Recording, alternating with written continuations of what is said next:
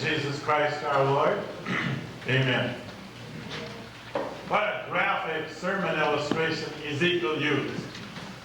The vision of a valley filled with bones, as if soldiers who had lost their lives in battle, there lay their desolate, dry, dead bones.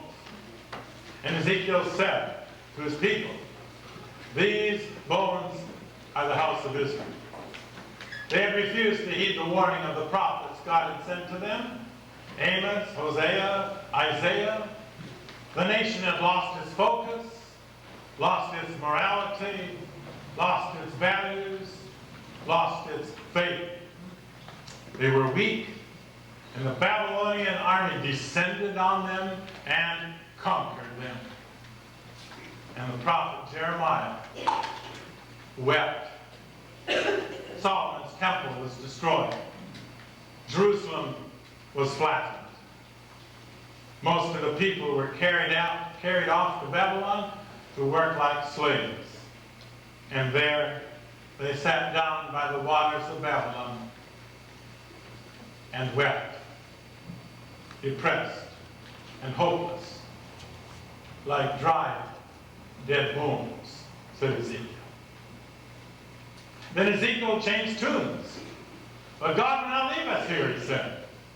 The dry bones are going to get up, get reconnected with each other, and walk around. Now hear the word of the Lord. I'm going to open up your graves and bring you back to the land of Israel. I will put my spirit within you, and you shall live. Them bones are going to walk around. Several years ago, our church looked out on the valley and saw not dry bones, but waste and garbage. Our church saw how the environment from which we get our water to drink and the air to breathe was being polluted and destroyed. How our natural resources are being depleted. And our church heard the word of the Lord. Recycle or perish. And under the leadership of Lloyd Hall, our church was one of the forerunners of the recycling movement in Merced.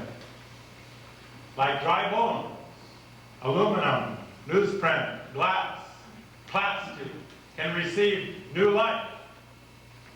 Americans produce 154 million tons of garbage each year. Enough to fill the New Orleans Superdome from top to bottom 2 times a day. Twice a day. And 50% of that trash is recyclable. Good news is the federal government, which buys more than 20 billion sheets of copier paper each year, now will purchase and use only recycled printing and writing paper. Good news. Recycle or perish.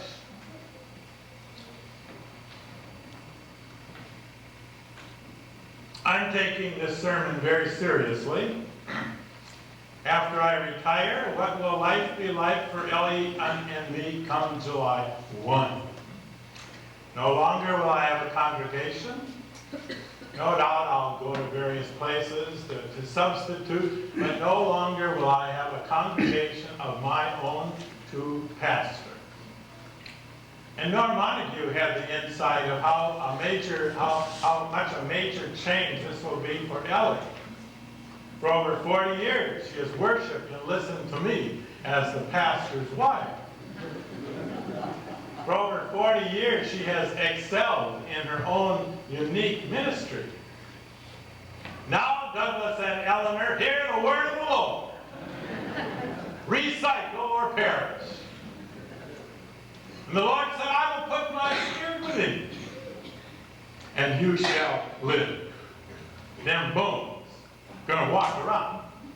Them bones, them bones, them dry bones, them bones, them bones, them dry bones, them bones, them bones, them dry bones. Now hear the word of the Lord.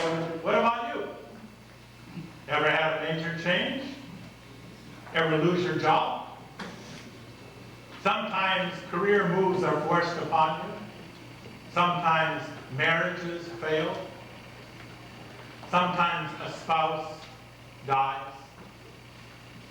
Sometimes the doctor says to you, I'm sorry, but you have cancer. Sometimes you get an F or are suspended from school. Sometimes people you trust let you down. Sometimes you're forced, without your choice and without proper preparation, to take stands, to become controversial and confrontational. And sometimes you feel like dry bones. Now hear the word of the Lord.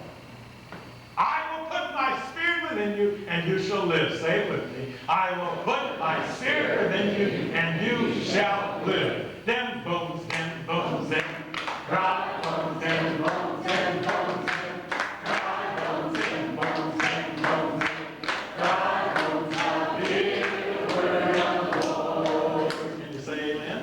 Amen. Last Tuesday afternoon at the catch dinner, I sat next to Elizabeth, a fifth grader. She said to me, I'm going to miss you when you're gone. And I put my arm around her and I said, well, I'm going to miss you too. And from across the table, Jillian spoke up. I know someone who's not going to miss you, she said.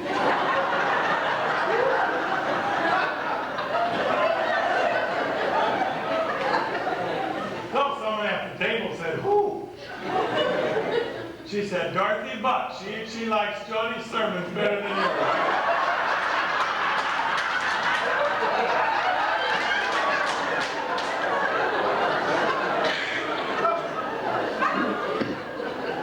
Jillian is honest as the day is long, isn't she? And Dorothy Buck is too. And Dorothy.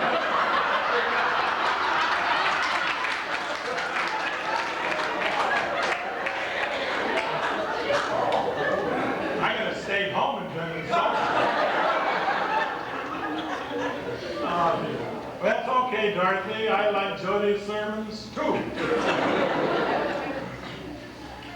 Win some, lose some. Except I'm not into winning and losing. Comparisons aren't usually very helpful. And when Pastor Lori comes in July, it will be very tempting for you to compare her with Jody and with me. Don't go there. We each have our own unique gifts and graces. And our worth is not dependent on how we compare with other people. And our worth is not dependent on what other people think of us. Can you say amen to that? Amen. Our worth is not dependent on other people. I will put my spirit within you, says God. Not someone else's spirit, my spirit. And God is the source of our worth. You are created by God, loved and redeemed by Jesus, and powered by the Holy Spirit. God is the source of your worth. Virginia Mollencott is a gifted teacher. She teaches English to freshmen. And before she passes back her first graded paper, she gives them this little speech. She says, this grade is not for you. This grade is for that piece of work you turned in. Hear the difference? This grade is not for you. This grade is for the piece of work you turned in. Then she asks them if they would like to know what she thinks of them. And usually they do. And she says, I think you are made in the image of God and of inestimable worth. There's no way anything I could put in my grade book could ever begin to estimate you. George Bernard Shaw was hard hit by his father's alcoholism. But he refused to let his worth be measured by his father's illness. He refused to let his worth depend on what other people thought of his father.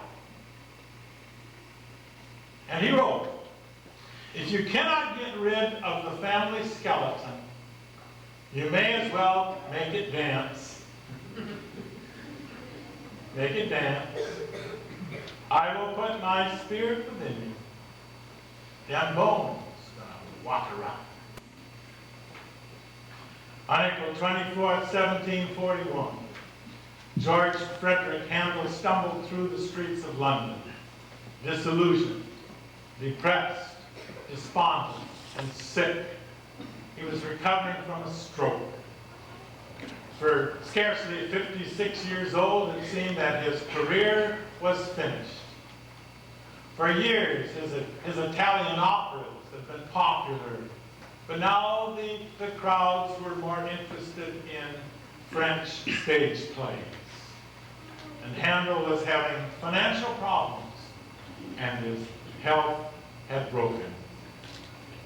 But that evening, a man named Jennings dropped off a manuscript he thought Handel might develop into an oratory. And half-heartedly, Handel leafed through the pages, noting that it was a series of Bible verses arranged to tell the story of Christ. He began, and when he read, comfort ye, my people, saith the Lord, and the glory of the Lord shall be revealed. Suddenly the words came alive, no longer dry bones, but living words. And Handel forgot his depression and hopelessness.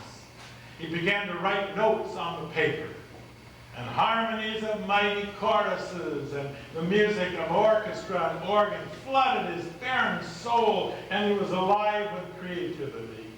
With incredible rapidity, he filled page after page after page. He worked all night. For 22 days, Handel worked in such feverish excitement that he admitted afterward, whether I was in my body or out of my body as I wrote, I know not. On September 14th, he wrote the final note, signed his name, and slept for 17 hours. And the Messiah became the world's best-loved religious oratory. Our chancel choir will sing 2 of its moving pieces to help us prepare on Holy Thursday for the Passover dinner. Handel, depressed and despondent, like dry, dead bones, heard the word of the Lord. I will put my spirit within you, and you shall live. We all have dry periods. We all have dry bones. We all need to hear the word of the Lord. Perhaps some of you are wondering how you can tell if you need to hear a word from the Lord. How you can tell if your spirit is a valley of dry bones. I have a few questions to help you assess yourself. Answer these questions quietly within yourself. During this past year, have you wept about anything? Have you wept? Has your heart beat faster at the sight of beauty? Have you thought seriously about the fact that someday you are going to die? Is there any injustice that bothers you, that angers you enough to do something about it? Is there anyone you know in whose place, if one of you had to suffer great pain, you would volunteer yourself? You would take their place? If you answered no to all of those questions, or most of those questions, chances are your spiritual life, your relationship with God, is a valley of dry, dead bones. But now hear the word of the Lord. I will put my spirit within you, and you shall what? Live. What? Live. Them bones. Gonna walk around.